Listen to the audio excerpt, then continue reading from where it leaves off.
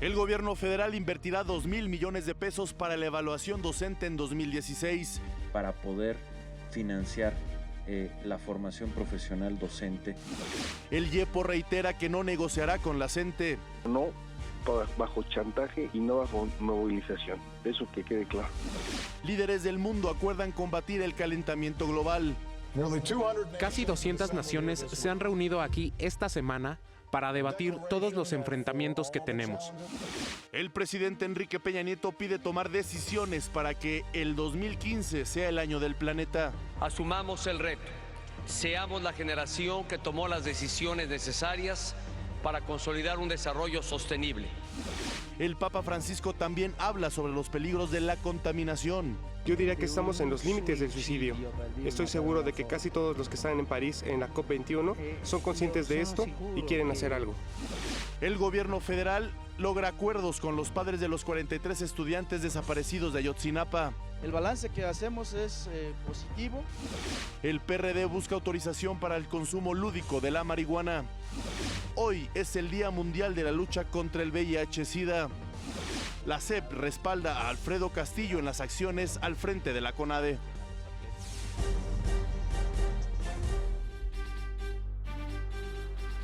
Hola, ¿qué tal? Muy buenos días, es un gusto saludarlos ya este 1 de diciembre, el último mes del 2015, también el mes donde inician pues todas las fiestas, todas las celebraciones navideñas y de fin de año. Muy buenos días a todos quienes nos ven desde sus hogares. Permítanme saludar con mucho gusto a Ana Cristina Olvera, quien se encuentra también esta mañana con nosotros. Muy buenos días, Ana. Muy buenos días, Omar. Me da muchísimo gusto estar aquí contigo y por supuesto saludarlo a usted, a quien lo invito a que nos acompañe la próxima hora y media con toda la información. Por supuesto saludo a mi compañera Griselda Yebra, quien le estará dando la información en el lenguaje de señas.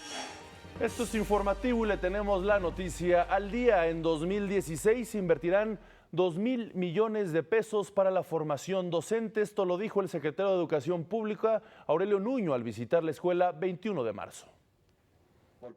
El secretario de Educación Pública, Aurelio Nuño, informó que el balance de la evaluación del desempeño ha sido positivo.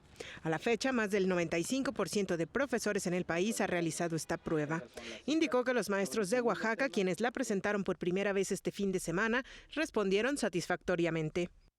A pesar de los intentos por sabotearla de algunos líderes de la coordinadora, se pudo realizar sin mayores incidentes. Y finalmente que tuvimos una participación importante de maestros y de normalistas en Oaxaca. Cerca de 3,000 maestros y normalistas se presentaron a la evaluación en Oaxaca. Eso equivale al 45% de quienes estuvieron convocados originalmente y un poco más del 60% de quienes se inscribieron en esta evaluación. Dijo que para Guerrero y Chiapas, que son las próximas entidades a evaluar, se tomarán las mismas acciones para garantizar el derecho que tiene el magisterio a realizarla. Esto mismo sucederá en Guerrero y en Chiapas para poder garantizar la seguridad de los maestros que se vayan a evaluar en estos dos estados, como lo hemos garantizado en Michoacán y ahora en Oaxaca. Durante la visita a la escuela primaria 21 de marzo, externó a los profesores, alumnos y padres de familia que la evaluación docente es una herramienta para mejorar la enseñanza, por lo que el año próximo se invertirán cerca de 2,000 millones de pesos para la formación docente. Para poder financiar la formación profesional docente de todos ustedes, particularmente de quienes han estado en la evaluación y que ya conocemos en qué es en lo que tienen que mejorar y por lo mismo qué cursos son los que pueden tomar, qué tutorías van a seguir, qué acompañamiento van a tener. El secretario de Educación realizó los honores a la bandera y en nombre del presidente entregó el avaro patrio.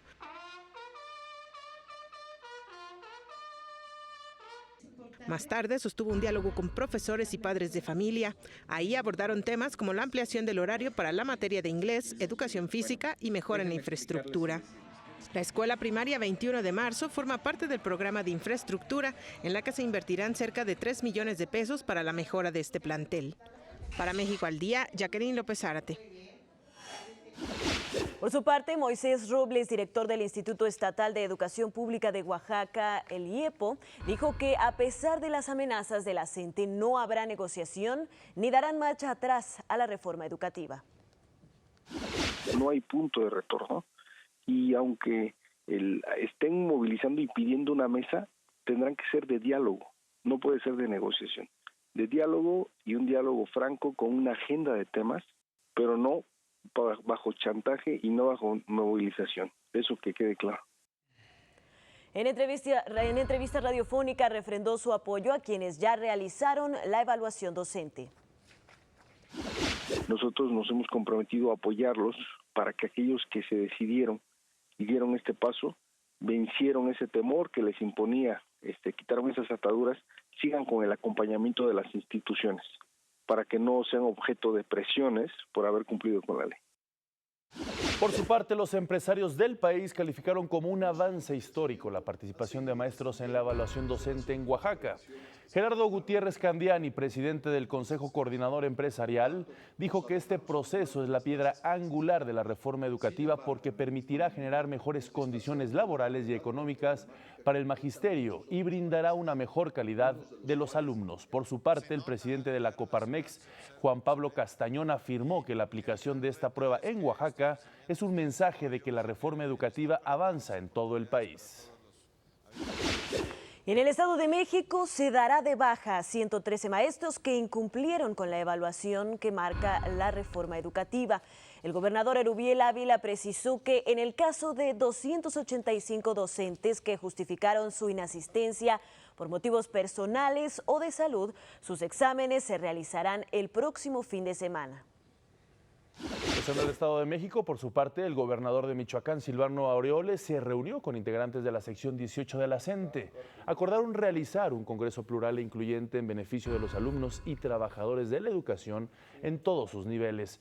Consideró que el encuentro representa un importante avance en la búsqueda de coincidencias para fortalecer el modelo educativo en la entidad.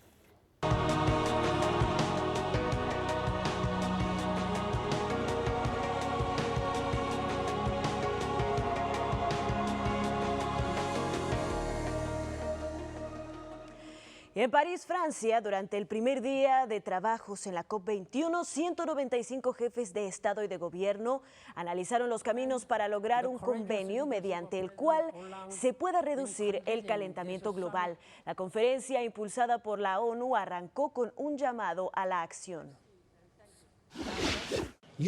Ustedes tienen la responsabilidad moral y política con el mundo, con nosotros y las generaciones venideras. Vamos a construir un régimen climático duradero con una ruta clara en que todos los países se pongan de acuerdo para continuarlo.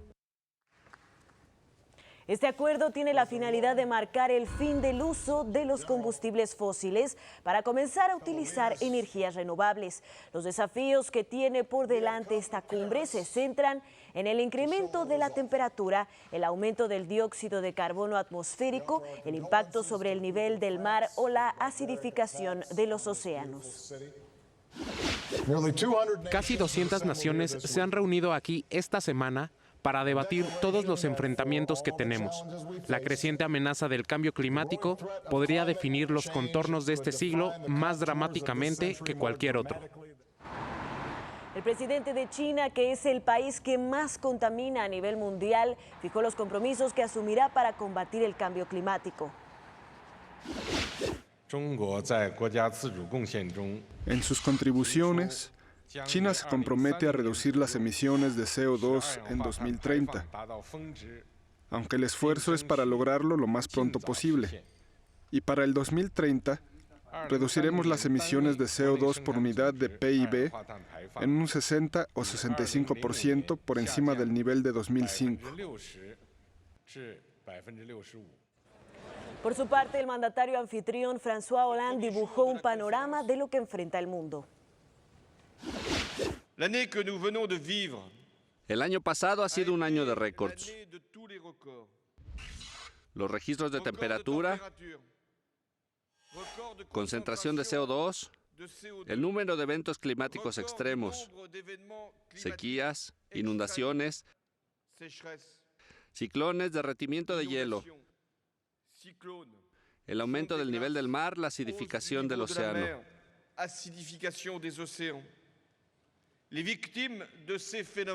Las víctimas de estos fenómenos se pueden contar en millones y los daños materiales cuestan miles de millones. Ningún país, ninguna región está al abrigo del cambio climático.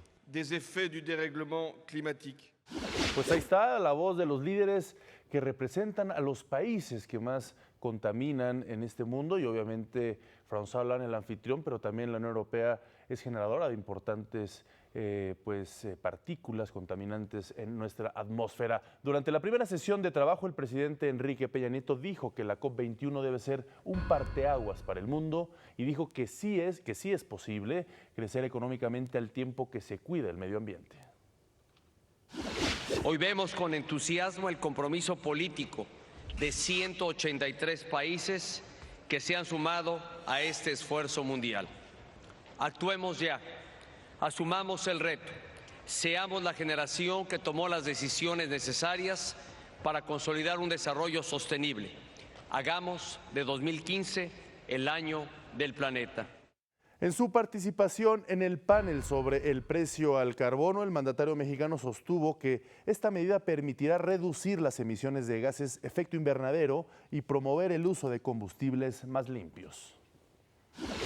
Mi país se suma a esta iniciativa que permitirá reducir el consumo mundial de carbono y estabilizar la temperatura de la Tierra. La justificación económica es clara.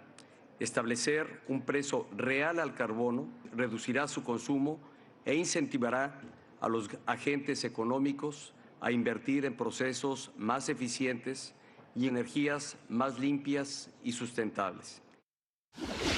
Y durante su vuelo de regreso de su gira por África al Vaticano, el Papa Francisco también se refirió al tema del cambio climático. Él indicó que todos los países deben alejarse de una economía que esté basada en combustibles fósiles y llegar a un acuerdo para limitar el calentamiento global. Estamos en los límites. Si se me permite una palabra fuerte, yo diría que estamos en los límites del suicidio. Estoy seguro de que casi todos los que están en París en la COP21 son conscientes de esto y quieren hacer algo. Pero en París continúan los trabajos de la COP21 y para darnos los detalles nos enlazamos con Eduardo del Río, él es corresponsal de Notimex en Francia. Eduardo, muy buenos días, cuéntanos 180 planes concretos y específicos y bueno, que cada 5 años estarán llevando a cabo estas evaluaciones. ¿Cómo van las cosas allá en París? Muy buenos días. Muy buenas tardes allá. Hola, Omar. Bueno, solo una precisión. Soy David del Río, no el antiguo vocero del canciller, Eduardo del Río. Dicho esto, sin importancia, decirte que bueno, hoy los trabajos van...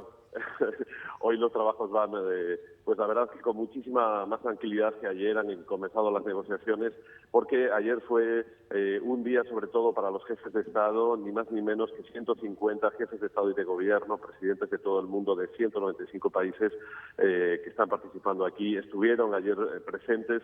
Fue un día de declaraciones importantes, un día en el que también hubo muchas alertas de que el planeta no puede seguir así, pero tampoco hubo declaraciones, en algunos casos importantes o claras, sobre que se alcance aquí un compromiso vinculante y global, que es lo que ha pedido Francia.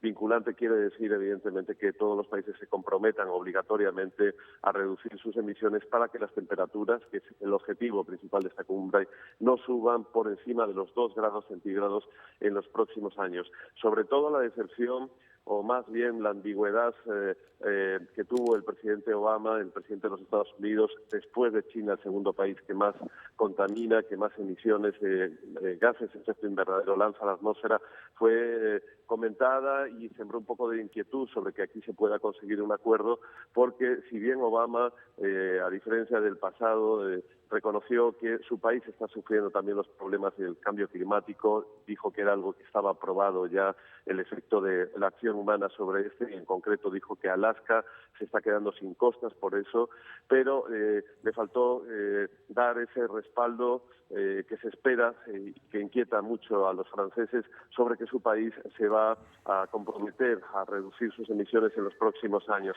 Eso no quedó muy claro, tampoco quedó claro por parte de Xi Jinping, el presidente chino tampoco dejó claro que su país vaya a hacer ese gran esfuerzo, así que está todo en el aire. De aquí al 11 de diciembre, desde hoy martes, están negociando para que se logre ese objetivo de que el acuerdo sea global, universal y sobre todo vinculante, porque si no de nada servirá, Omar. Muy buenas tardes, David del Río, Ana Cristina Olvera. ¿Cómo se vive el ambiente en la ciudad de París, pues después de los ataques terroristas que vivió esta ciudad? Sabemos que hubo algunos detenidos el domingo antes de iniciar los trabajos de esta COP, pero ahora, ¿cuál es el ambiente que se vive?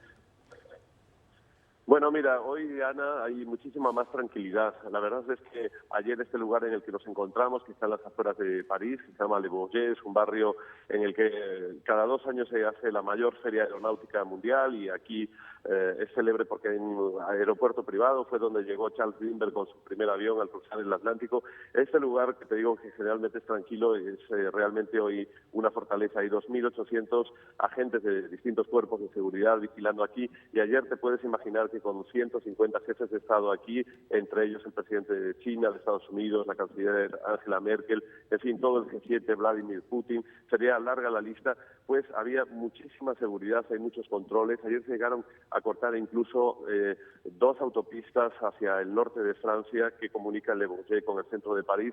En la ciudad las cosas se van calmando, pero sobre todo fue ayer, la verdad, es un día complicado. Y efectivamente esa manifestación a la que te refieres ocurrió el domingo, hubo más de 300 detenidos, fue una manifestación que empezó pacíficamente pero que degeneró porque hubo un grupo de encapuchados que comenzaron a lanzar piedras e incluso veladoras de los memoriales de las víctimas de los atentados contra los granaderos, y al final aquello terminó en una batalla campal. Lo que sí es importante de decir es que Francia está celebrando esta cumbre que estuvo a punto de cancelarse, pues en un ambiente posatentados. No sé si tengan ustedes, si llegue con tal calidad el audio desde que escuchan esas sirenas que tengo de fondo, y eso está marcando la cumbre. Ayer todos los países, todos los líderes expresaron aquí sus condolencias a Francia y evidentemente se nota la seguridad. Y lo importante tal vez sería reseñar que todas las manifestaciones, absolutamente todas las manifestaciones de ONGs o de globalifóbicos que habían sido convocadas para criticar esta cumbre o criticar la política mundial sobre medio ambiente han sido suspendidas. Eso es lo más importante, y por eso la del domingo también terminó así, porque la policía reaccionó, porque era una manifestación no autorizada, y ello por el marco en el que nos encontramos de alerta terrorista, Ana.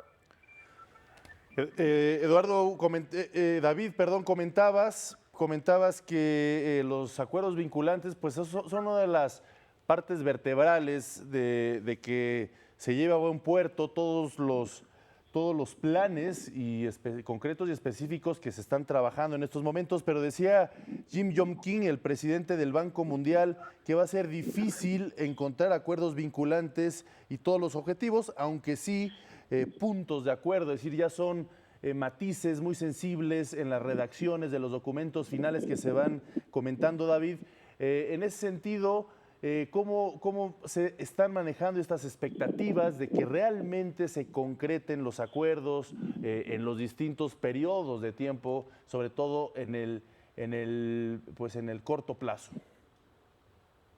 Bueno, pues con flexibilidad. Las 2 grandes novedades, tal vez, respecto a otras cumbres, es que el propio presidente francés ayer habló o pronunció esa palabra, ser flexible o atender a los casos particulares, y bien dijo que ningún país debería sustraerse o podría sustraerse a sus obligaciones en este tema.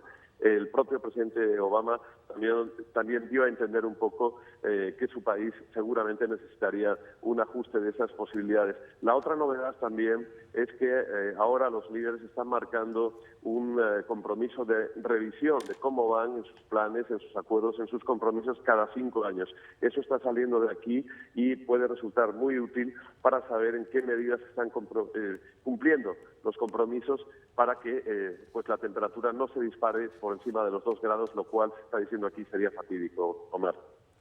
Pues muchísimas gracias, David del Río, corresponsal de Notimex allá en París. Seguiremos muy pendientes de estos acuerdos y estas pláticas que se están llevando a cabo con motivo de la COP21 en esta ciudad. Gracias. Saludos cordiales.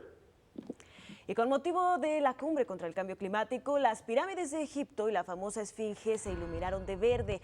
Las autoridades informaron que la zona arqueológica permanecerá iluminada durante 2 noches. Vamos a hacer una breve pausa aquí en México al Día. Regresamos con más información. No se vayan.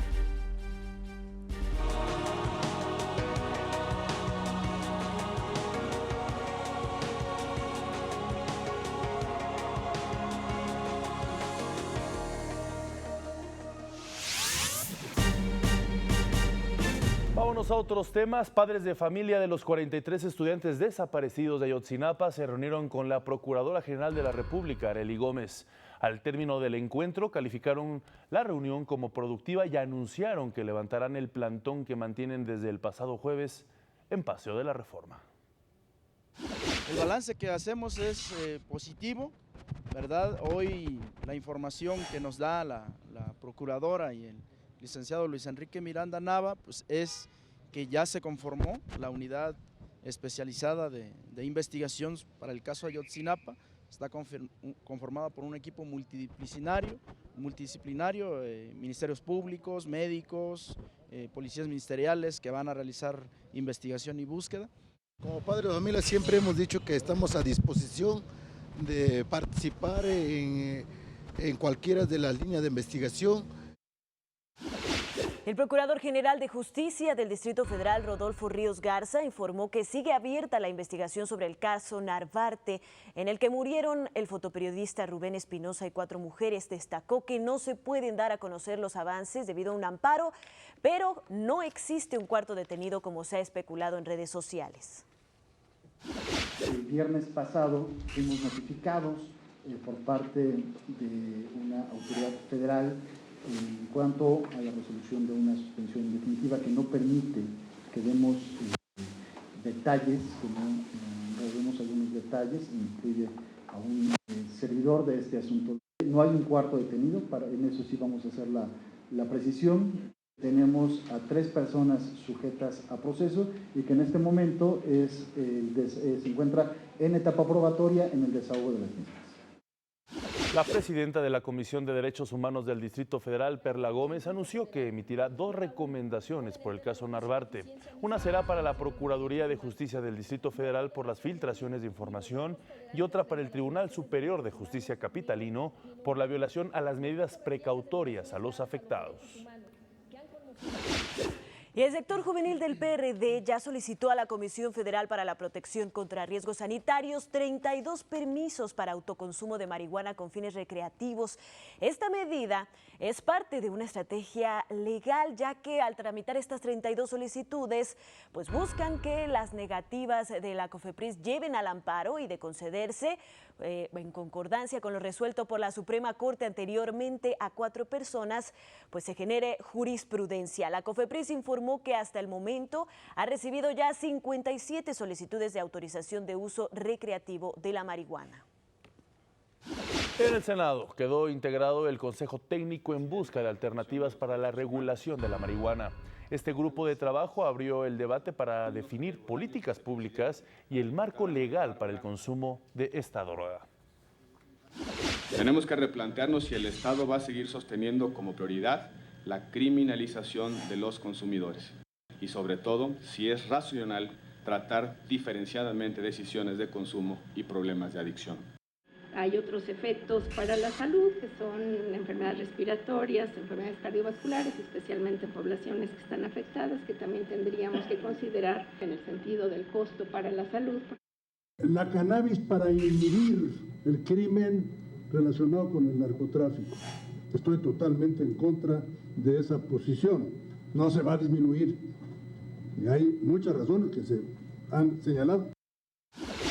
El gobierno federal ya elaboró el catálogo nacional de incidentes de emergencia para el número 911.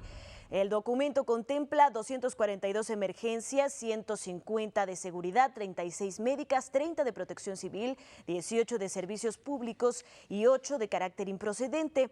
El propósito es homologar en todas las entidades los incidentes. Este 911 será empleado a partir del próximo año como número único armonizado a nivel nacional. El presidente Enrique Peña Nieto envió al Senado propuestas de 8 embajadores y cónsules generales para su ratificación.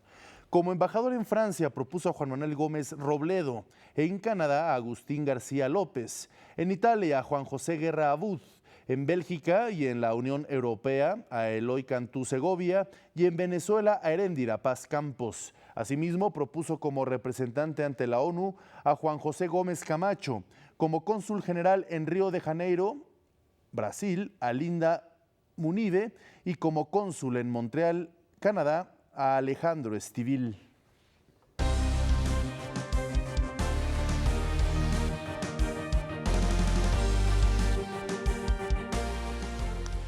Como ya le comentábamos anteriormente, el Papa Francisco terminó su gira por África y lo hizo con una misa multitudinaria en Bangui.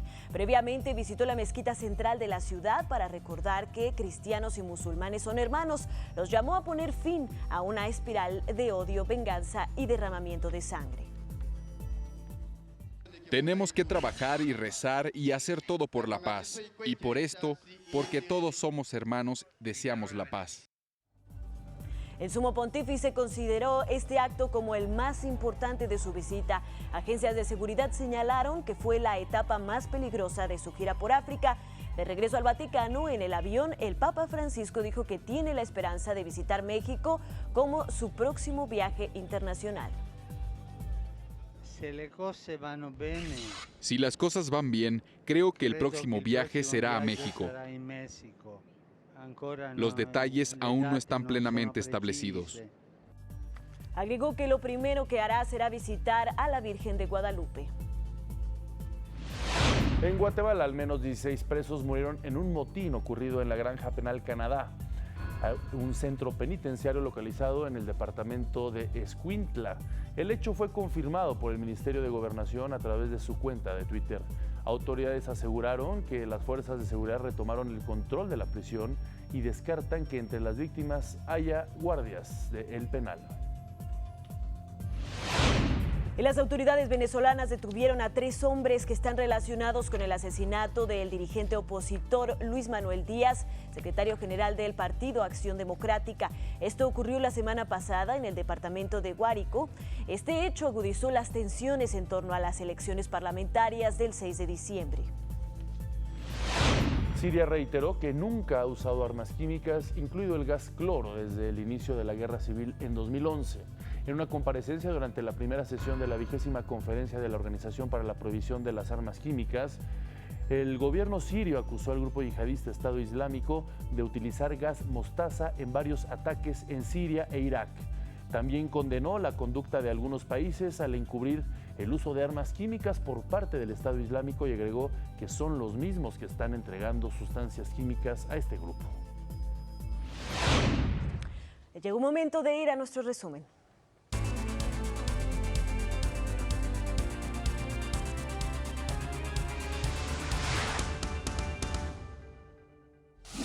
La CEP anuncia 2.000 millones de pesos para impulsar la reforma educativa durante 2016.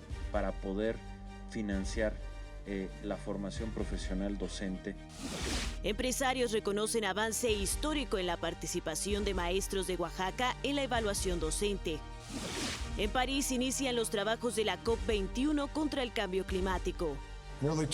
Casi 200 naciones se han reunido aquí esta semana para debatir todos los enfrentamientos que tenemos.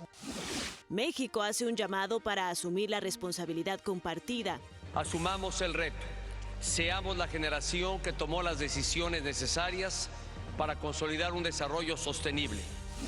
La Comisión Nacional de Seguridad hace público el catálogo de emergencias para el servicio 911.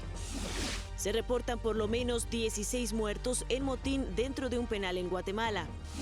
Listos los horarios de las semifinales de la Liga MX. Se jugarán el jueves a partir de las 7 de la noche y del domingo desde las 12 del día.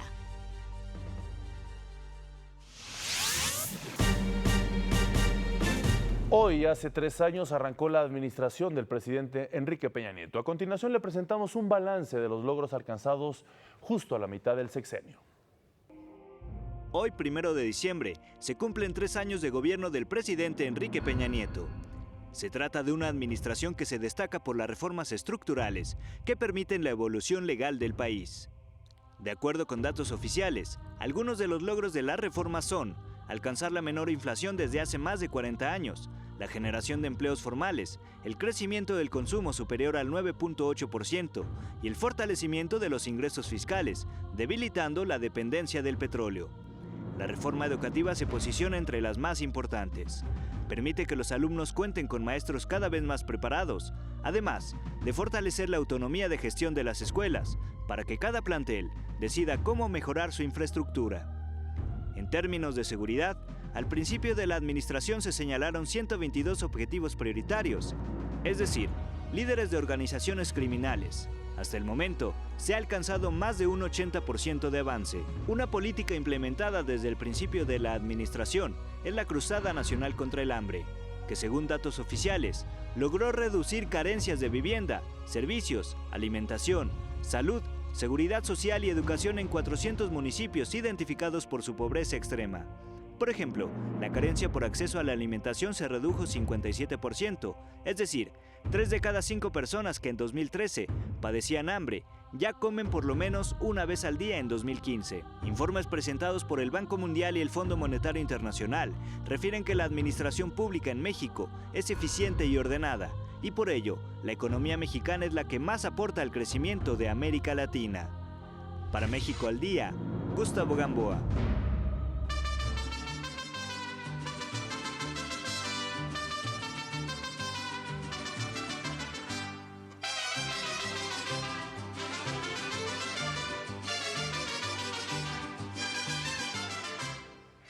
Y así, con ese espíritu de celebración, continúan en Guadalajara las actividades de la Feria Internacional del Libro. Y ahí se encuentra, por supuesto, mi compañera Pati Betaza. Pati, muy buenos días. Omar, Ana Cris, qué gusto saludarlos nuevamente desde la Feria Internacional del Libro de Guadalajara. En esta ocasión tuve la oportunidad de conversar con John Lee Anderson, un periodista estadounidense reconocido en todo el mundo. Lee Anderson ha sido corresponsal en América Latina y en países como Libia y Afganistán.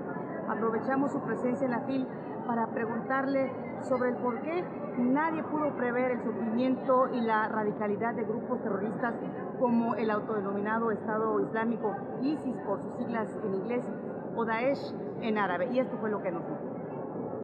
No es que no los habían detectado ni supieron de que no estaban ahí.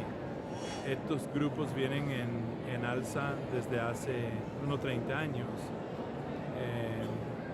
Nadie podía quizás prevenir la envergadura o el grado de extremismo en que llegaría ISIS, ¿no? Pero hasta cierto punto ha sido una secuencia casi lógica, si bien muy nefasta y perversa, desde la irrupción en escena de Al-Qaeda hace unos 15 años atrás, en sus actos más sangrientos, como las Torres Gemelas. Si las personas de hoy que están atónitos con ISIS no piensan que lo que hizo Al-Qaeda en el 11 de septiembre en Nueva York y Washington era bárbaro o un acto de terrorismo, entonces estaban muy confundidos. ISIS y los yihadistas buscan conquistar la tierra, ¿no? Estamos hablando de personas imbuidos y avalados con técnicas del primer mundo del siglo XXI, pero cuyas percepciones imaginarios pertenecen al siglo XIV. Le cuestionamos sobre el uso de la tecnología y particularmente de las redes sociales para sembrar el terror en todo el mundo. Así es, con lo que tienes tú y un cuchillo, ahí sí tú puedes librar el terrorismo, ya lo sabemos. con un iPhone y un cuchillo, tú ya tienes un ejército terrorista. Esto es lo que ISIS se ha dado cuenta y ha estado utilizando algunos de los inventos más mágicas y geniales del siglo XXI para cometer atrocidades propios del siglo XIV. Ahora, los chicos de los iPhones de que hablaba, ¿no?, de hace 4 años, que llenaban las plazas del Medio Oriente, increpando a los dictadores y gritándole a que se fueran. Yo los llamo la generación iPhone porque pensaron que podían hacer revoluciones sin sangre. Pensaron que con el poder del convencimiento, ¿no?,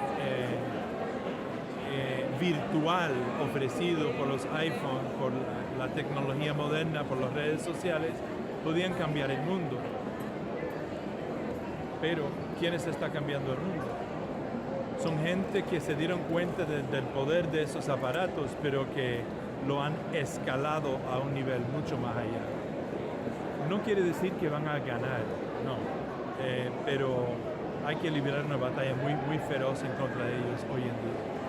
Una de las interrogantes que muchos nos hacemos es por qué la ferocidad de ISIS, por qué pareciera vanagloriarse por el dolor, por la muerte de los seres humanos, y eso nos respondió John Lee Anderson. Hay una enajenación muy grande, una decadencia moral muy fuerte. Nosotros en Occidente tenemos que volver a encontrar, a través de alianzas y convicciones propias, el rigor que sustenta nuestra filosofía secular, liberal, progresista y humanista. Tenemos que hacerlo, porque si no, los otros van a ganar. Y ya nos tienen, ahorita nos tienen en la cancha contra la soga. Es necesario volver a encontrar el espíritu moral y también bélica que tuvieron nuestros abuelos en la Segunda Guerra Mundial. Tenemos con valentía que enfrentar esto. Así como nuestros abuelos enfrentaron al nazismo, tenemos que enfrentar a esto y tenemos que liquidarlo. Es así como la FIL en Guadalajara nos permite conversar con gente de la talla de John Lee Anderson, además de periodista, escritor, y bueno, pues una serie de personalidades son las que están aquí presentes en esta FIL en su edición 29ª. Hasta luego, pásenla bien y muy buenos días. Gracias, Pati, por tu excelente trabajo y reportaje ahí entrevistando a John Lee Anderson, hablando sobre un tema clave en el siglo XXI, que es el terrorismo, y seguramente habrá mucha literatura al respecto. Muchísimas gracias, te mandamos un fuerte abrazo hasta La Perla Tapatía. En más información, el secretario de Marina, almirante Vidal Francisco Soberón Sanz, premió a los ganadores del Concurso Nacional de Expresión Literaria La Juventud y la Mar en su 15ª edición. Participaron 2.306 jóvenes de entre 13 y 17 años provenientes de toda la República. El jurado, integrado por expertos de la SEP y el CONACULTA, eligió a un ganador por cada estado. El titular de la Marina reiteró el compromiso de la Federación con la juventud mexicana. El gobierno de la República ha impulsado diversas reformas estructurales, así como políticas públicas en beneficio de este sector. Porque un país que orienta sus esfuerzos hacia su juventud, los fortalece y les ofrece oportunidades para fincar un mejor futuro. Los ganadores recibieron un paquete de obras literarias, una tableta electrónica, un viaje a la Ciudad de México para la ceremonia de premiación y otro al puerto de Veracruz, acompañados de un familiar. Y hay buenas noticias para el Instituto Politécnico Nacional, ya que en 2016 su presupuesto será de 15.468 millones de pesos, es decir, 250 millones más de lo que se tenía previsto. Su director Enrique Fernández Fachat confirmó que se logró un incremento del 0.34% y que los recursos adicionales serán utilizados mayormente para proyectos de infraestructura. Estudiantes de la Universidad Iberoamericana diseñaron una herramienta digital para evitar los fraudes en las transacciones bancarias electrónicas. Cada vez son más las personas que realizan sus pagos con tarjetas bancarias. Sin embargo, en cada transacción está el riesgo de ser víctima de un fraude. El año pasado se perdieron como 1.280 millones de pesos por fraudes de tarjetas de crédito y débito perdidos completamente, ¿no? El 75% de estos fraudes son en terminales punto de venta. Porque al momento que tú das la tarjeta para pagar, te la clonan, te hacen un cobro no autorizado. Para evitar posibles clonaciones, Bruno, estudiante de la Universidad Iberoamericana, desarrolló Pocket Pay, una aplicación para hacer pagos o transferencias con el celular. Ahí lo importante es de que tú tienes el control. Tú nunca tienes que dar la tarjeta al establecimiento, ¿no? Entonces es una forma mucho más, desde más rápida y más segura. La aplicación, que está disponible de forma gratuita, sirve como una cartera electrónica, en la cual los usuarios abren una cuenta y cargan los datos de sus tarjetas bancarias, a fin de tenerlas disponibles al realizar cualquier tipo de compra. Ellos tienen una tablet o una computadora y ya automáticamente tú al entrar al comercio apareces como un cliente cercano. Entonces lo único que tienen que hacer es meter el monto que te quieren cobrar, aparece tu foto y tu nombre, entonces te seleccionan y te llega a ti la notificación a tu celular. Tras recibir la notificación, el usuario selecciona la tarjeta con la cual desea pagar y autoriza el cobro mediante una clave o huella digital, lo que da mayor protección en las transacciones. Te dice, paga 10 pesos o 50 pesos en este comercio, tú escoges, desde tu celular tú escoges con qué tarjeta y pagas, ¿no? Si quieres dejar propina, dejas propina y con tu huella digital haces el pago y listo. Y así cuando viaja esa información, no viaja la información en tus tarjetas. Otra de las ventajas de Pocket Pay es que permite llevar una estadística categorizada de los gastos, con lo que es más fácil llevar un control financiero. Entonces te dice cuánto has gastado en este mes, en transporte, en educación, etc. Entonces ahí ya te ayuda también a tener un mejor control y ya te olvidas también de tus recibos en papel, porque también dices, oye, tengo un cobro de 100 pesos ayer y no te acuerdas. Entonces ya ves de dónde le pagaste, con qué tarjeta, a quién le pagaste, a qué hora. Actualmente Pocket Pay está en fase de prueba en algunos establecimientos y podría ampliar su red en los próximos meses. Para México al Día, Liliana Sotelo.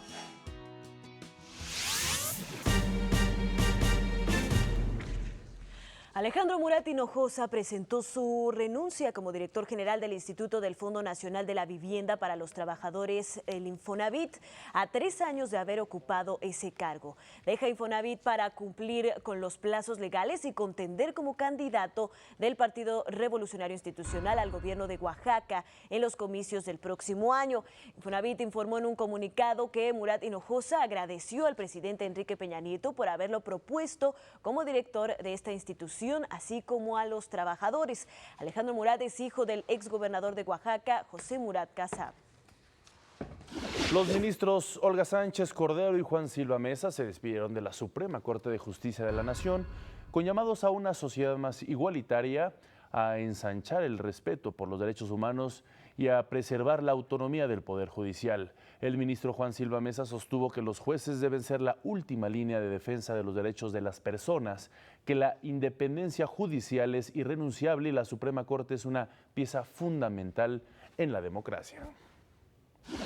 El México desigual que tenemos es el gran lastre y la gran preocupación de un país democrático que no logra aún construir y tener una verdadera ciudadanía. Y la justicia debe ser el gran corrector, el gran igualador social. Por su parte, la ministra Olga Sánchez Cordero subrayó que la Suprema Corte favorece las libertades y la defensa de los derechos humanos. Luego de casi 21 años en la Corte, a la que llegaron después la reforma judicial de 1994-1995, Sánchez y Silva afirmaron que se van con la conciencia tranquila. Y la Comisión de Justicia del Senado de la República ya comenzó las entrevistas públicas de los 6 candidatos a ocupar estas 2 vacantes que dejan los ministros Juan Silva Mesa y Olga Sánchez Cordero, quienes, como comentó mi compañero Omar, este lunes, tras 21 años de labor judicial, se jubilaron de la Suprema Corte de Justicia de la Nación. La magistrada Sara Orea Ochoa fue la primera en ser evaluada por los senadores, quienes le cuestionaron su posición frente a temas como la masacre de San Fernando, el uso lúdico de la marihuana, el aborto y el matrimonio entre personas del mismo sexo. La candidata a ministra expuso su visión de la Suprema Corte de Justicia.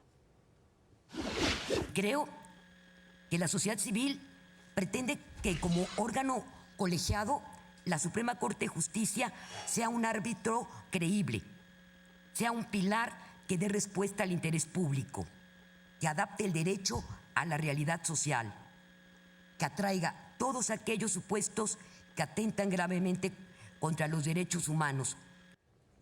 El Senado deberá designar a los 2 nuevos ministros antes del próximo 10 de diciembre.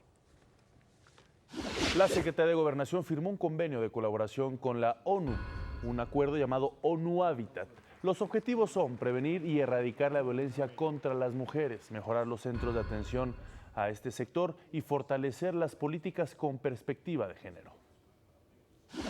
ONU Habitat ha asumido el compromiso de contribuirá a consolidar espacios seguros para mujeres y niñas, así como las estructuras espaciales que garanticen el pleno acceso a mujeres y niñas a todas las oportunidades y derechos. Se reconoció que solo 2 de cada 10 mujeres que han sufrido de violencia en su relación de pareja han pedido ayuda a alguna institución. Por ello, el secretario de Gobernación, Miguel Ángel Osorio Chong, destacó la necesidad de fortalecer los centros de justicia para atender esta problemática. Ya son 26 los centros que están operando en 19 entidades del país, para que, sin importar dónde se encuentren, toda mujer sepa que cuenta con el respaldo en lo local y, por supuesto, del Gobierno de la República.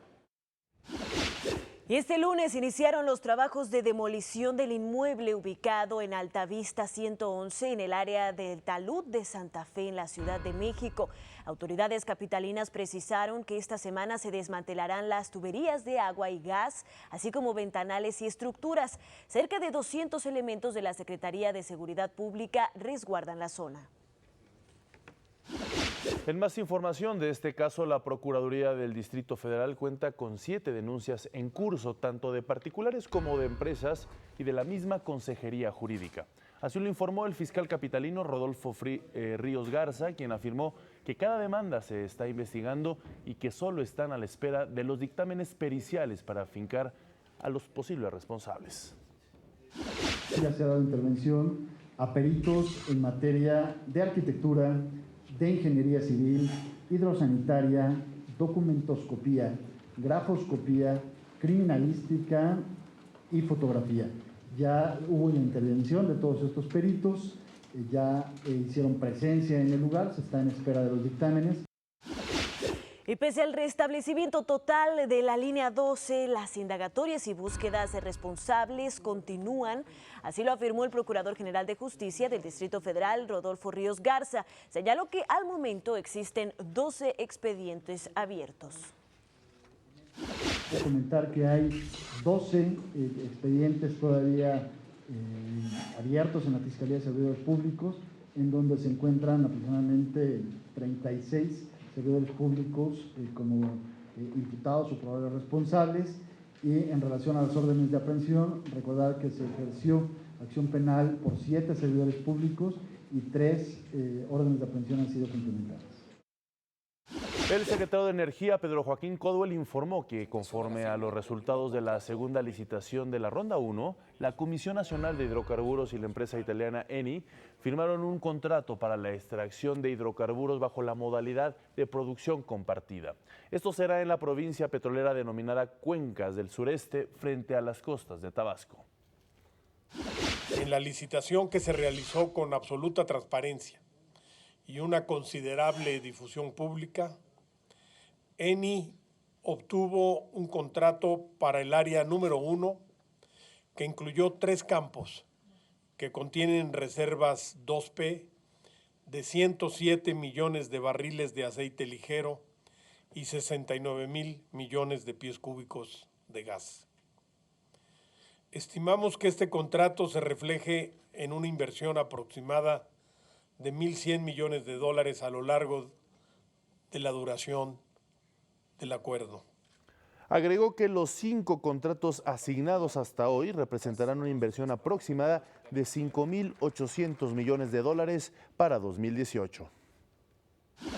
Los resultados de la segunda convocatoria de la Ronda 1 nos llevan a pensar que México está de vuelta en el mapa energético del planeta. Esto lo podemos prefigurar con base en un optimismo moderado. La implementación de nuestra reforma energética es una tarea constante en la que cada semana obtenemos avances, tanto en el rubro de hidrocarburos como en el de electricidad. Seguimos, pues, teniendo buenas noticias. Y la Secretaría de Hacienda determinó entre 1 y 10% los valores mínimos para la tercera convocatoria de la Ronda 1. A diferencia de los primeros dos concursos, en esta tercera licitación petrolera, la principal variable de adjudicación es una regalía adicional sobre los ingresos brutos que obtengan las empresas ganadoras. Es decir, no es un porcentaje de la producción, sino un porcentaje de las ganancias. Las Comisiones Unidas de Telecomunicaciones, Radio y Televisión, además de estudios legislativos del Senado, aprobaron ampliar el plazo para que los cuestionarios de radiodifusión de uso público puedan concretar la transición digital hasta el 31 de diciembre de 2016. Se trata, según explica el dictamen, que los medios públicos que no estén en posibilidad de iniciar transmisiones digitales den aviso al Instituto Federal de Telecomunicaciones para que les autoricen la suspensión temporal de transmisiones y con ello evitar las sanciones respectivas y la revocación del permiso o concesión. Este proyecto, aprobado en comisiones, aún debe ser enviado al Pleno del Senado para su discusión, votación y eventual aprobación.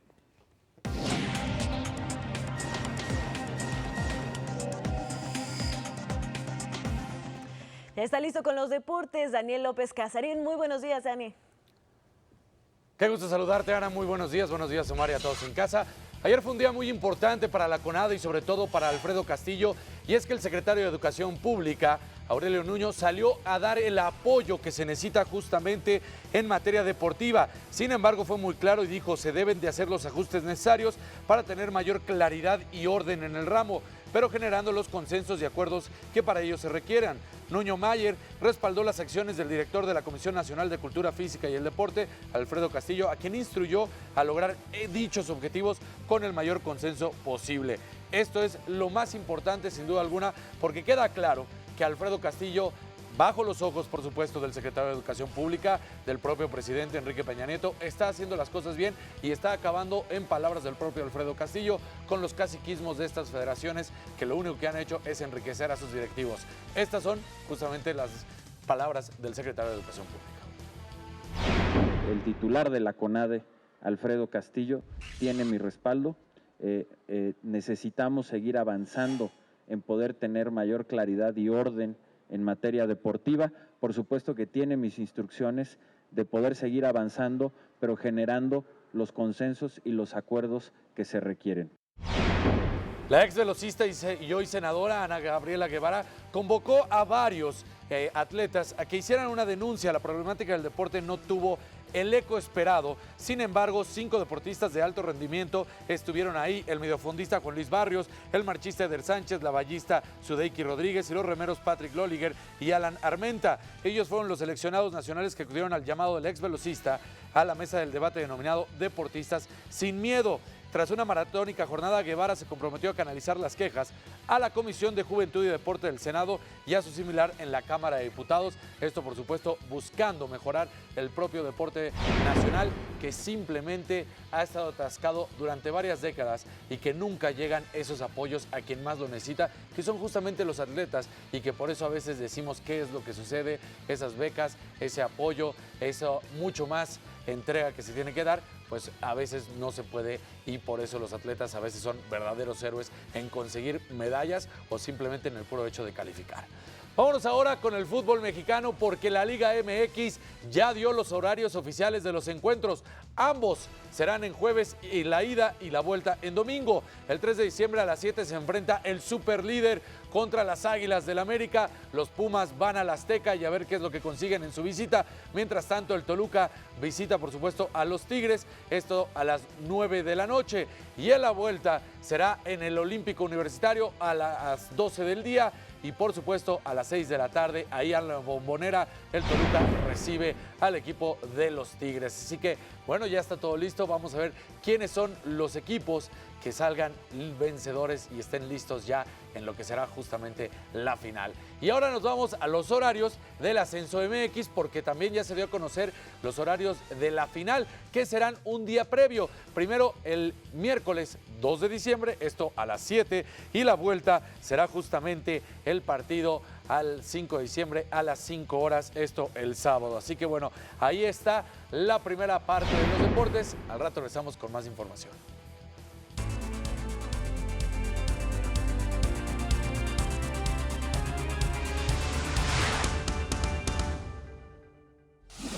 El Estado de México dará de baja a 113 maestros por no acudir a la evaluación docente. El IEPO anuncia que no habrá negociación con los maestros de la CENTE en Oaxaca. No bajo chantaje y no bajo movilización, eso que quede claro. Líderes mundiales acuerdan reducir la emisión de gases contaminantes para combatir el cambio climático.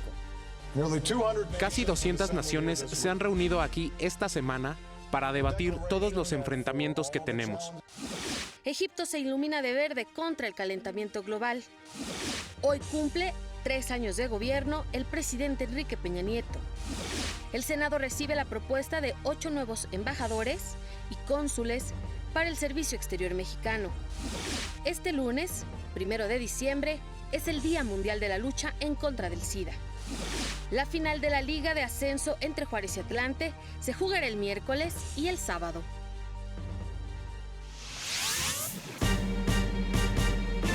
En España, 3 candidatos de la oposición participaron en un debate organizado por el diario El País, un debate histórico, así fue considerado por todo lo que generó en las redes sociales, que se transmitió obviamente por internet, y esto es por primera vez en la historia de la democracia en España. Pedro Sánchez, del Partido Socialista Obrero Español, Albert Rivera, de Ciudadanos, y Pablo Iglesias, de Podemos, confrontaron sus ideas por más de 2 horas.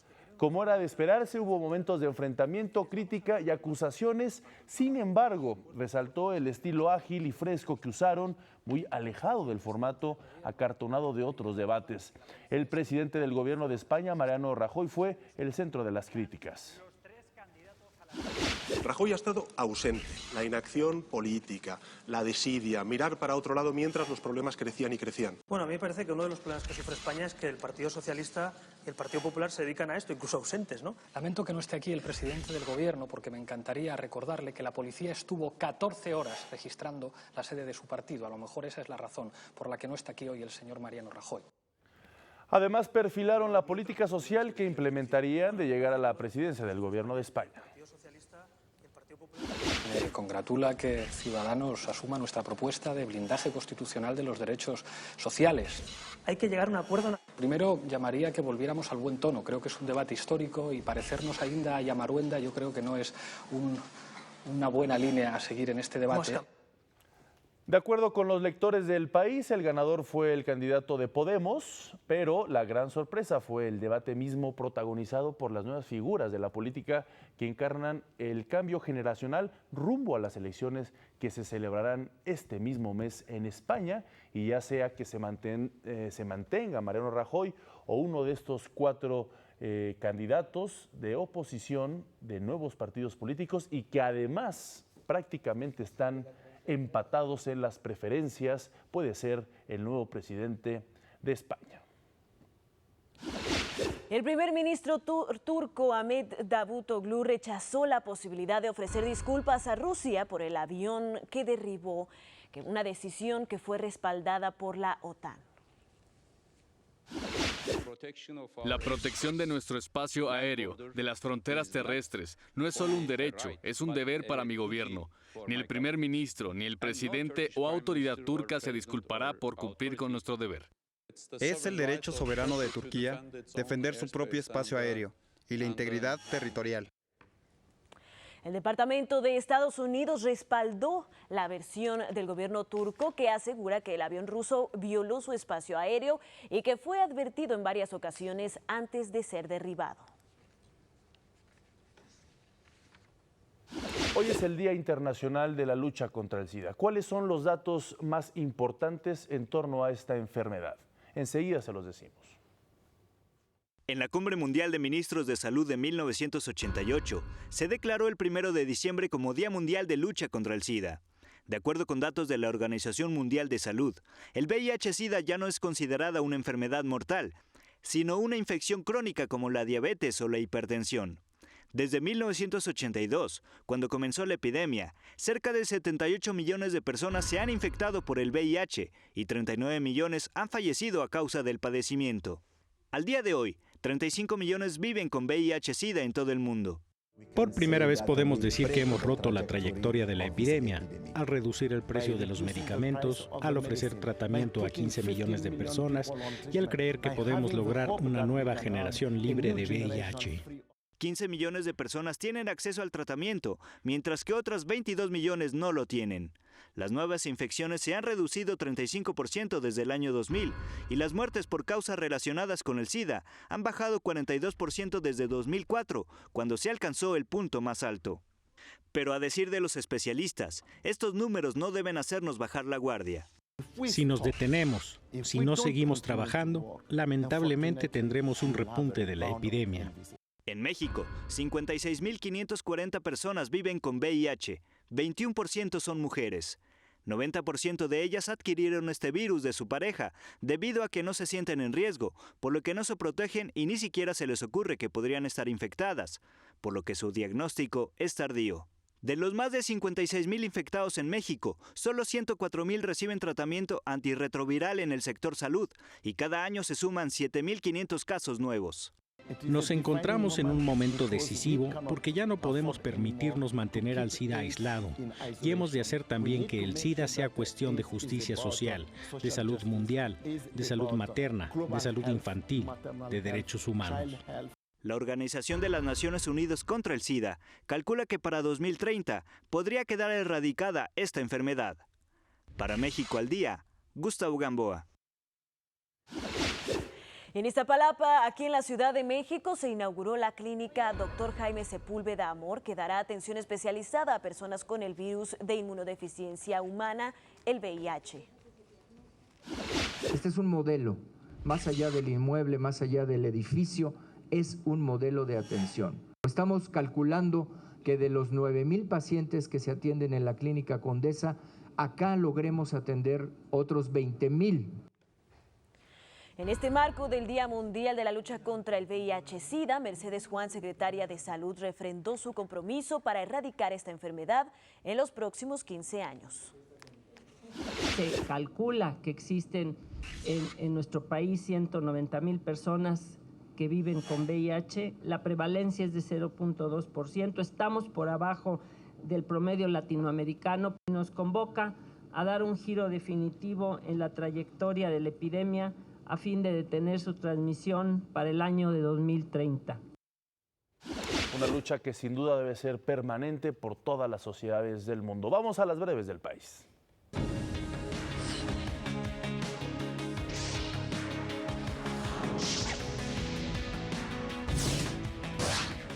En su cuarto informe, el gobernador de Coahuila, Rubén Moreira, reconoció por primera vez que la pasada administración, encabezada por su hermano Humberto Moreira, heredó una deuda por 36,000 millones de pesos. La oposición exigió que se esclarezca el destino de esos recursos obtenidos mediante acciones ilegales y documentación falsa. El mandatario respondió que ya presentó las denuncias correspondientes. Las Comisiones Unidas de Energía y Estudios Legislativos del Senado aprobaron el dictamen que expide la Ley General de Transición Energética, cuyo objetivo es regular el aprovechamiento sustentable y las obligaciones en materia de energías limpias y reducción de emisiones contaminantes de la industria eléctrica. La Comisión Reguladora de Energía y la Procuraduría Federal de Protección al Ambiente vigilarán su cumplimiento. El Instituto Mexicano del Seguro Social presentó una aplicación para dispositivos móviles a través de la cual se podrán realizar los 4 principales trámites y consultas con mayor demanda entre los servicios digitales. De acuerdo con el director del instituto, José Antonio González Anaya, esto permitirá ofrecer una atención más eficiente y ágil. A partir de este martes y hasta el 8 de enero de 2016 se implementará el operativo decembrino 2015. Para esto, la Secretaría de Seguridad Pública del Distrito Federal realizará 21 acciones policiales en las que desplegará a 114,860 elementos. Habrá jornadas especiales del alcoholímetro con 300 elementos distribuidos en los principales cruces viales o áreas de mayor flujo vehicular y de paseantes.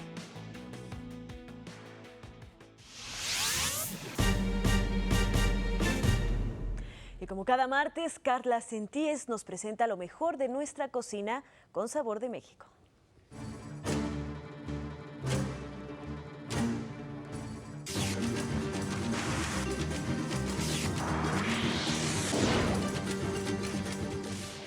Buenos días, soy Carla Sentíes. Bienvenidos a Sabor de México. Las múltiples cocinas que se han desarrollado a lo largo de la historia en todo el territorio nacional brindan platillos o ingredientes que se convierten en emblemas culinarios de una determinada región. Y hoy les quiero contar de un producto que es representativo del norte de México, la machaca. Dadas las difíciles condiciones climáticas y geográficas, los antiguos pobladores de la región aprendieron la técnica de deshidratación para conservar las escasas provisiones que cazaban o recolectaban. La carne de venado era secada al sol y al viento con sal y posteriormente golpeada o machacada para ablandarla. De ahí su nombre. Así, dichos pobladores podían llevar consigo dotaciones de esta carne en sus largos viajes. Con la llegada de los españoles se introdujo el ganado vacuno, pero se mantuvo dicha técnica.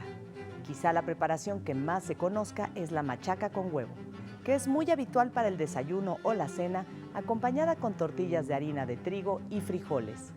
Pero esta carne seca se presta para hacer muchas más recetas, ya sea como relleno de burritos o chivichangas, o en caldillo, como se acostumbra en Chihuahua y Durango. Respecto a la machaca con huevo, hay diferentes versiones de su origen. Algunas mencionan que incluso antes de la conquista, los indígenas del norte la consumían con huevos de codorniz u otras aves. Otras versiones afirman que este platillo se creó en 1928 en Ciénega de Flores, Nuevo León, cuando ingenieros y constructores de la carretera a Laredo trabajaban en la zona. Cansados de solo comer carne seca, le pidieron a una señora que se las preparara de otra manera. De esta forma, la señora frió la carne en manteca de cerdo con chile, jitomate y cebolla, además de agregarle huevos y como acompañamiento frijoles refritos. Si bien actualmente la machaca se elabora generalmente con carne de res, en estados como Baja California Sur, Sonora y Sinaloa se preparan machacas de pescados y mariscos como atún, langosta, camarón u otros. Sin embargo, estos no son salados ni secados al sol, sino frescos, cocidos y desmenuzados, semejando la carne machacada, lo cual es reflejo de la imaginación y creatividad de las cocineras mexicanas. Así que, cuando viaje al norte, no puede perderse este tradicional platillo. Descubre más sobre la cocina mexicana en mi página web, saborearte.com.mx, y sígueme como Saborearte en redes sociales. Nos vemos la próxima semana aquí en Sabor de México.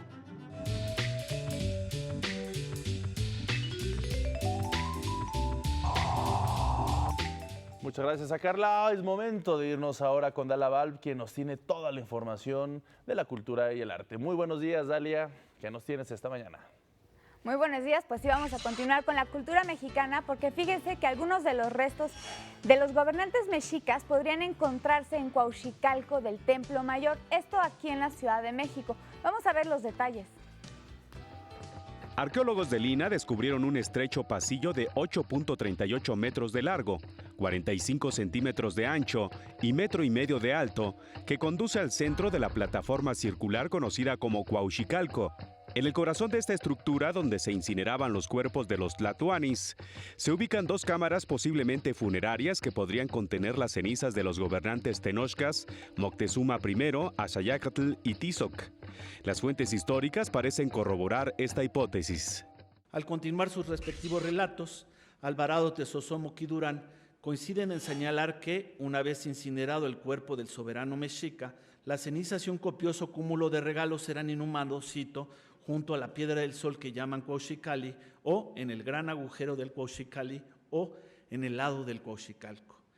El hallazgo se produjo en un predio ubicado en la intersección de las calles de Argentina y Guatemala, en el centro histórico de la Ciudad de México, como parte de los trabajos de exploración del proyecto Templo Mayor.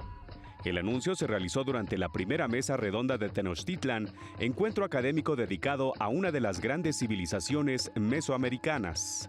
Al liberarlo de tierra y piedras, supimos que el pasillo medía más de 8 metros de longitud y que conducía directamente al corazón del Cuauhxicalco. Al fondo del pasillo aparecieron 2 tapias de mampostería que parecen sellar 2 viejos accesos. Esto, a nuestro juicio, no parece dejar duda de dónde se encontrarían las sepulturas reales de la antigua Tenochtitlan. La primera mesa redonda de Tenochtitlan continuará hasta el 4 de diciembre en el Colegio Nacional, ubicado en Donceles 104, en el Centro Histórico de la Ciudad de México, de 10 a 15 horas. La transmisión en directo se puede seguir vía internet en colnal.mx. Para México al Día, Rufino Enríquez González. Y para los niños de 0 a 100 años, el actor y cuentacuentos Mario Iván Martínez presentó su álbum doble Que dejen toditos los sueños abiertos. Este constituye el volumen 21 y 22 de su colección de audiolibros Un rato para imaginar, en el cual rinde un segundo tributo a Francisco Gabilondo Soler, Cricri. En este nuevo material, Mario Iván Martínez cuenta con la colaboración de músicos y artistas como Paco Abeleira, el grupo también Voz en Punto, la soprano Lourdes Ambrís, el violinista Sergei Gorbenko y el actor Diego Jauregui. Este disco, presentado en el Foro Chapultepec, incluye temas famosos como El ratón vaquero, La marcha de las vocales, Che Araña, Las brujas y también títulos como Las aventuras de Ditirambo, Farfulla, La cocada, Rusiana y La sirenita. ¿Quién es ese señor? El brillo cantor. Y en el Museo Nacional de San Carlos se presenta la exposición fotográfica llamada Lux in Arcana del italiano Fernando Chiana, esto en el marco del Festival Foto México. La exhibición está integrada por más de 20 imágenes que muestran la pasión colectiva de las fiestas religiosas de los sicilianos. Hay imágenes de Cristos sangrantes, vírgenes coronadas, procesiones encabezadas por niñas monjas, esculturas de Jesús bajado de la cruz y personajes que recuerdan la Santa Inquisición. Son algunas de las escenas que conforman esta muestra. Esta es la información para Sección Arte y Cultura. Pero todo México, México es su museo.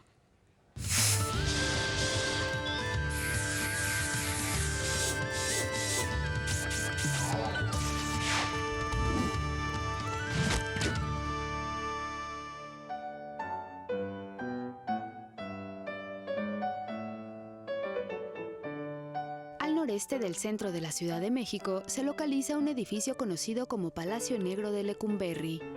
Inaugurado como penitenciaría el 29 de septiembre de 1900 por Porfirio Díaz, su diseño responde al denominado modelo panóptico.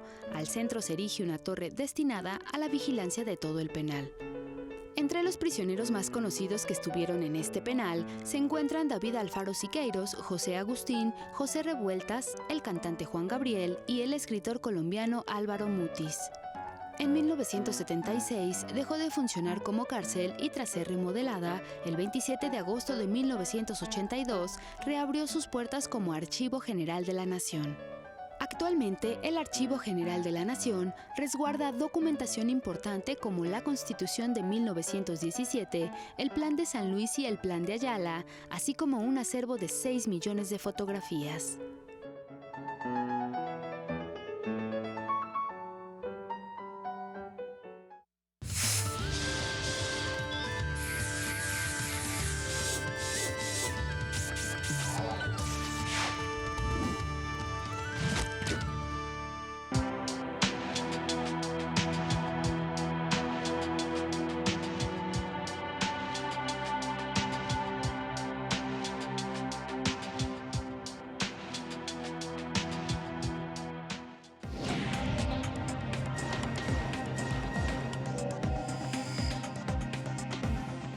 Ya estamos listos con la segunda de los deportes. Tenemos que hablar también de los Tigres, uno de los semifinalistas que está en la Liga MX y sobre todo Tuca Ferretti, siendo muy puntual en cuanto a cómo corregir estas situaciones de su equipo cuando tanto está de visita como de local. ¿Por qué pierde en algunos momentos esa fuerza que tiene, esa importancia? Bueno, pues estas fueron las palabras justamente del Tuca.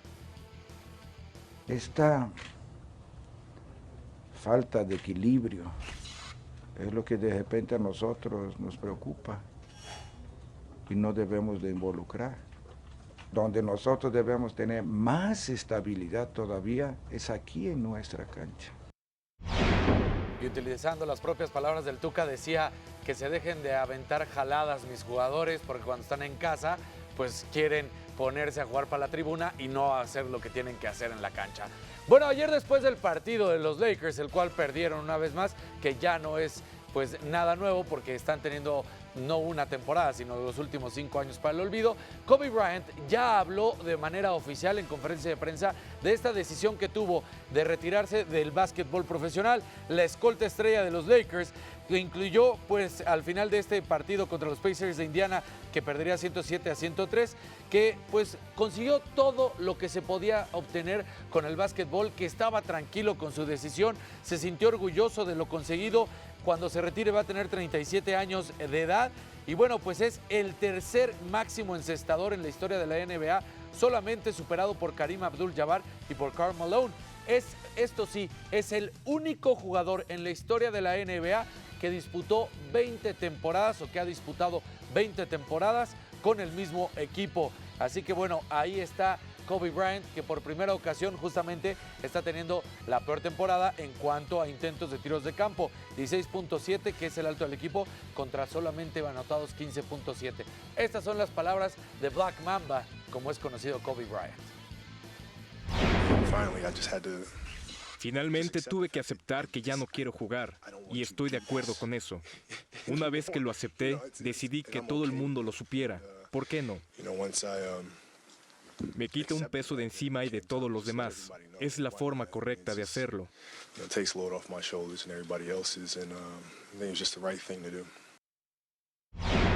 Y algunas de las estrellas jóvenes, bueno, pues empezaron a criticar a la prensa, sobre todo Durant, quien salió a decir que no era posible que en los últimos semestres hubieran estado atacando tanto a Kobe Bryant y que exigieran que igual y ya era el momento de retirarse. Lo único bueno es que Kevin Durant, la estrella del Thunder de Oklahoma City, dijo que ahora, con el retiro oficial de Kobe Bryant, ya la prensa lo único que va a hacer es empezar a avalar y por supuesto a decir que Kobe Bryant es uno de los mejores de la historia, y entonces va a cambiar el ritmo, van a empezar a ser más amables con él. Así que bueno, pues habló muy claro, él es una leyenda y todo lo que se escuchó era mal, de lo mal que está jugando, lo mal que está tirando, es hora de que se retire.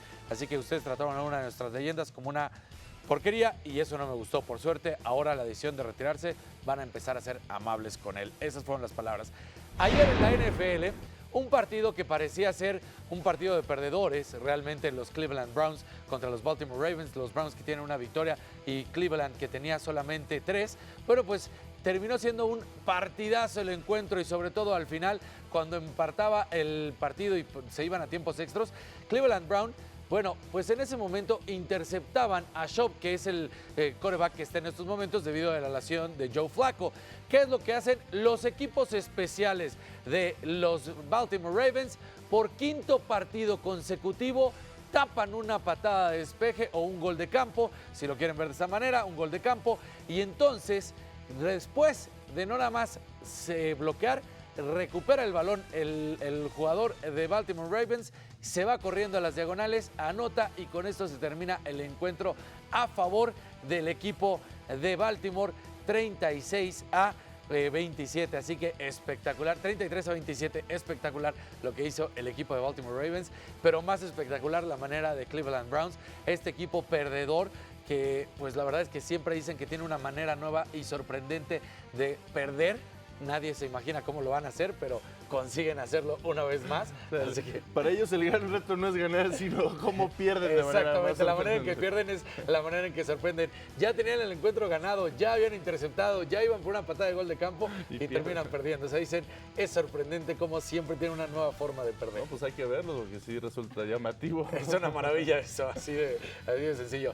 Y vamos a seguir con la NFL porque Rob Gronkowski, este ala cerrada del equipo de los Patriotas de Nueva Inglaterra, que se lesionó justo en el partido contra los Denver Broncos en esta jugada, solamente tiene un pequeño desgarro, por lo que no estará fuera más que una semana. Esto es excelentes noticias para los Patriotas después de que en este partido habían perdido a Mendiola, a Adelman y ahora justamente a Gronkowski, una de las situaciones por las cuales se puede decir que también perdieron contra los Broncos. Bueno, pues estará fuera la semana que sigue y eso es todo lo que estará después de esta leve torcedura de rodilla. No estará enfrentando a las Águilas de Filadelfia, uno de los peores equipos de esta temporada, así que no se ve ningún problema para el equipo de los Patriotas y son buenas noticias. Ahora nos vamos al béisbol de las Grandes Ligas porque Johnny Cueto sorprendió a propios y extraños cuando rechazó un contrato de $120 millones de los Diamantes de Arizona. El pitcher dominicano dijo que no es lo que quiere, que no es lo que está buscando pues obviamente quiere más dinero. El ganador en estos momentos con los Reales de Kansas City rechazó, tiene 29 años de edad y a él se le considera como uno de los mejores lanzadores en el mercado de la agencia libre, junto a David Price, Zach Greinke y Jordan Zimmerman, que el cual de hecho ya firmó con los Tigres de Detroit por 5 años. Vamos a ver a cuánto se va. Perfecto. Y ya todo listo para las semifinales del fútbol mexicano, ¿no? Ya todo ¿Tus listo. pronósticos? Pues ¿La yo apuesta? digo que va Pumas contra Tigres. ¿La final? Sí. Y bueno, pues claro, Vamos a este ver. equipo. Está bueno, ahí Y está. además irle a la América está difícil. Claro. Bueno, Vamos muy bien. ahora al resumen final, si te Vamos al parece. resumen.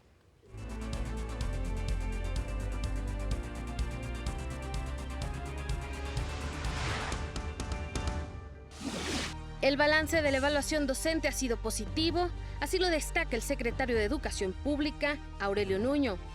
A pesar de los intentos por sabotearla de algunos líderes de la coordinadora, se pudo realizar sin mayores incidentes.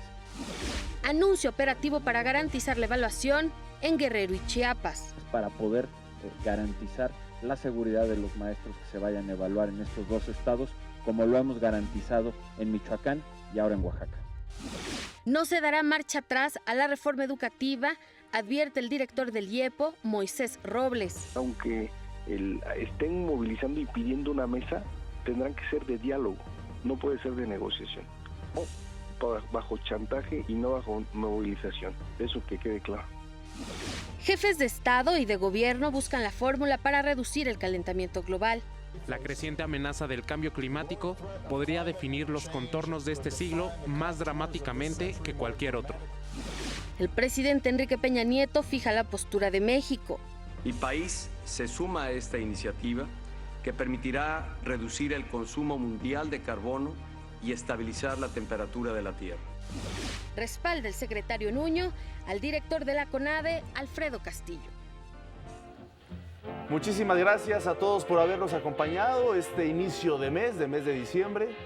Ahí está la canción ya navideña. Pues más o menos. Soy luego Frank Sinatra. Ya podemos Algo de los empezar. 20 navideños. Exacto. Empezar a festejar. Muy bien, muchísimas gracias. Griselda Llover en la lengua de señas.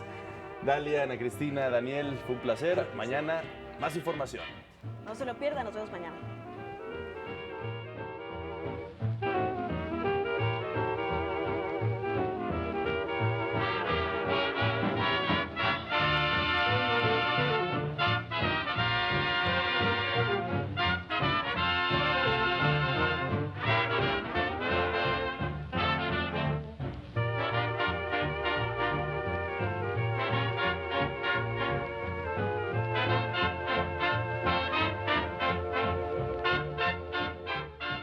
Esto es México al Día.